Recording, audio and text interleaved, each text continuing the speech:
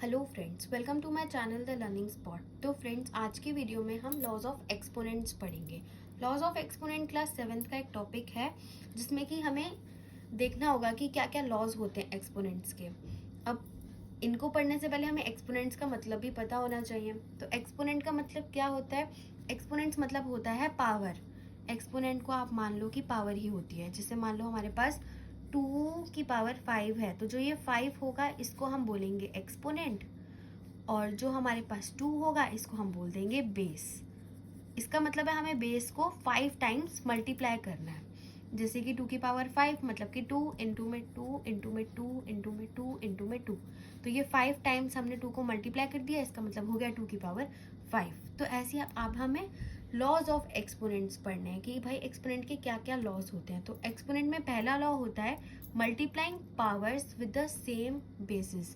मतलब इसमें हमारे बेस जो है वो सेम रहेंगे, पर जो पावर्स है वो अलग अलग रहेगी। फॉर एग्जाम्पल मान लो कि मेरे पास एक है 2 की पावर 3 मल्टीप्लाई में 2 की पावर 2।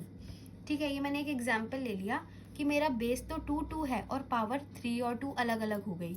तो इस केस में हम क्या करते हैं, जब हमारे बेस सेम होते हैं तो बेस तो सेम रहेंगे, पर जो हमारी पावर्स हैं वो हमारी पावर्स ऐड हो जाती हैं। 3 प्लस में 2 हो जाएगा, तो इसका आंसर 2 की पावर 5 हो जाएगा। ठीक है ना। अब क्या बोला मैंने, हमारे बेसिस सेम है पर पावर्स प्लस हो गई। वो भी किस केस में, जब हमारा मल्टीप्लाई हो रहा हो। अब ऐसे ही हमारा दूसरा केस आता है dividing powers with the same basis. अब क्या है, बेस सेम रहेगा।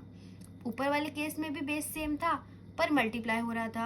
अब नीचे वाले केस में क्या हो गया, बेस सेम है, बस अब यहाँ पे डिवाइड हो रहा है।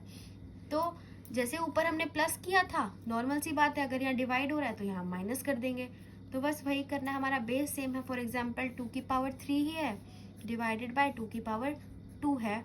अभी दोनों डिवाइड हो रहा है, बेस सेम है, तो पावर्स क्या हो जाएंगी, माइनस हो जाएंगी। 2 की पावर 3 माइनस में 2 हो जाएगी 2 की पावर 1 और 2। ठीक है ना।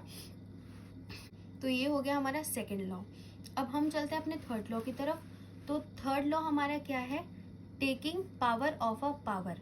एक पावर की एक और पावर, मतलब एक पावर ब्रैकेट के अंदर और एक पावर ब्रैकेट के बाहर। अगर ऐसा कुछ केस आ जाता है तो उस केस में हमारी जो पावर्स हैं वो मल्टीप्लाई हो जाती है। फॉर एग्जाम्पल 2 की पावर 3 अंदर है और उसके ब्रैकेट के बाहर एक और पावर है 2।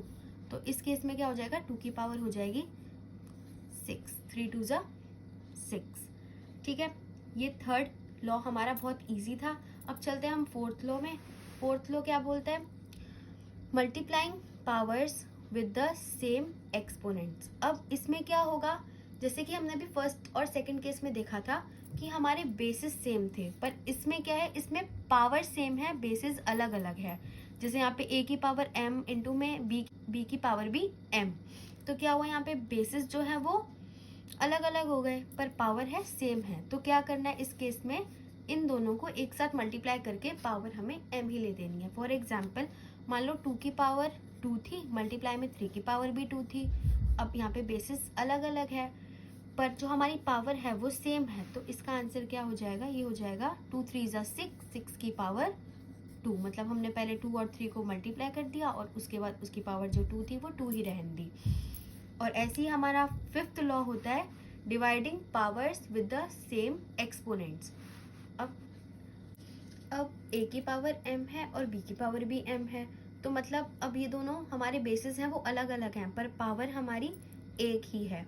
तो हम इन दोनों बेसिस को एक साथ ले लेंगे a डिवाइडेड बाय b, और हमारी जो पावर होगी वो एक बार ही आ जाएगी m। फॉर एग्जाम्पल 2 की पावर 2 है डिवाइडेड बाय में 3 की पावर भी 2 है। अब इस केस में क्या हुआ, 2 की पावर भी 2 है, 3 की पावर भी 2 है, हमारी पावर सेम है पर हमारे बेसिस अलग अलग हैं। तो हम इसको 2/3 होल की पावर 2 भी लिख सकते हैं। अब हम पढ़ते हैं अपना लास्ट लॉ। लास्ट लॉ क्या बोलता है, नंबर्स विद एक्सपोनेंट 0। किसी भी नंबर का अगर हमारे पास पावर 0 दे रखा है तो उसका आंसर हमेशा 1 होगा। चाहे वो बड़े से बड़ा नंबर हो, अगर उसकी पावर 0 है तो उसका आंसर हमेशा 1 होगा। अगर हमारे पास 27 है, उसकी पावर भी हमें 0 दे रखी है तो उसका आंसर भी 1 होगा।